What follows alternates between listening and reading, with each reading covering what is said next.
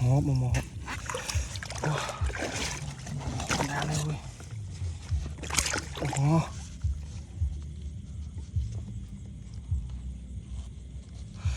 Wow.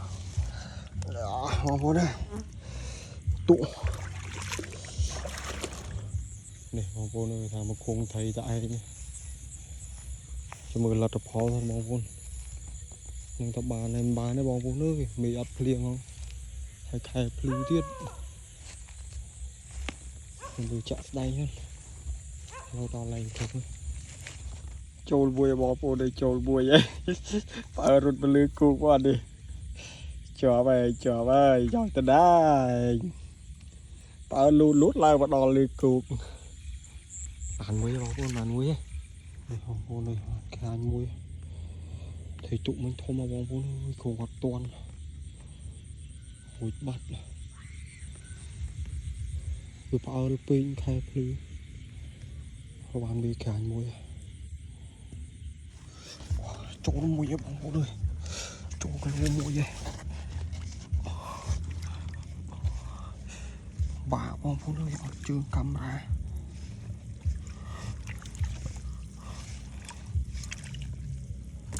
Hộp mà hộp. Đá lên ui.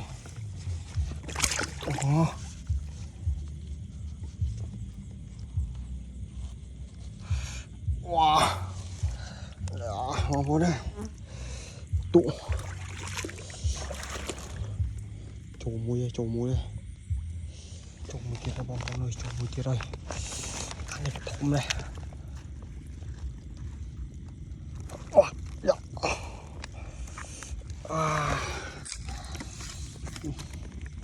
Thì tụ nó cái chành màu phìm vàng đấy, chành nhật toán cặp bàn 4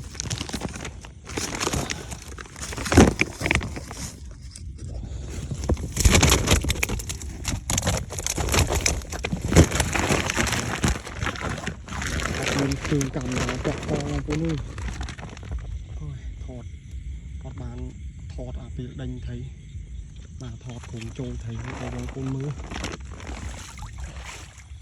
cô nuôi chú thấy con thấy tôi bình tập trong ngõ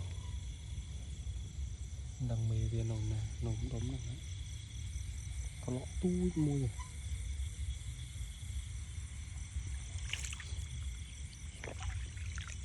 mấy cái cơm đống đống này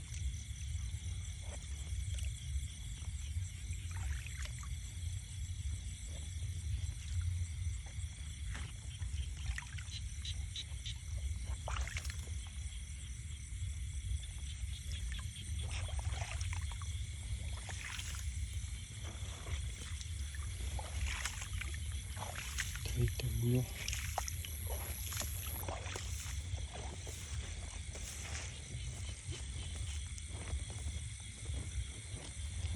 thấy dương mà chặt ấy thấy bên con cho cô viên nhau không được vào hồ nơi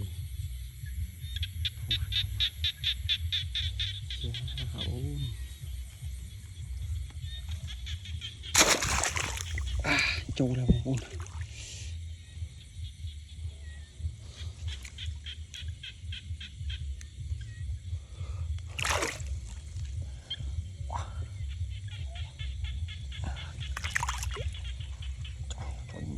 tôi má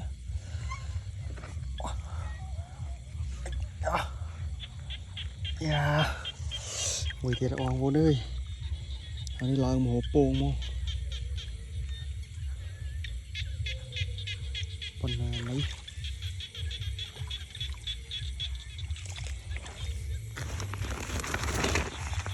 thèm thèm đấy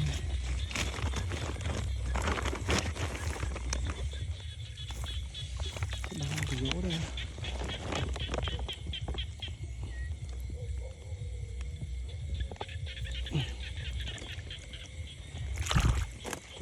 con này đây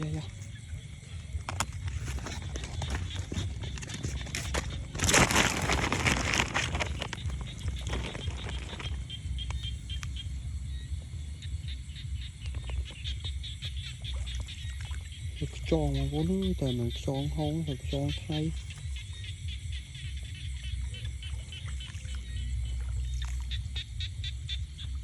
nè mà vô nơi thì kìa anh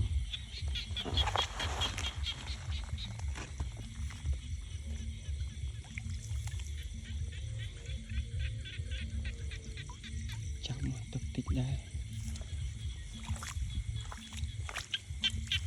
tầm nó ồn tầm nó ngày cho nó rất có lọ tập phần này nên lòng pin điện mới nhận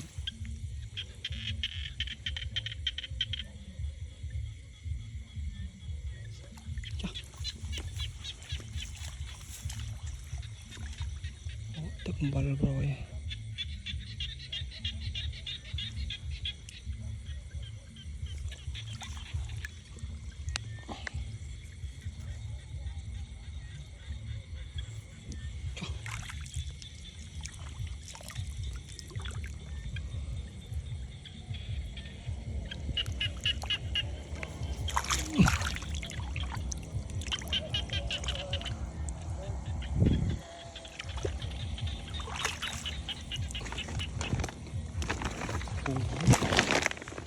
vô nơi chọc bán này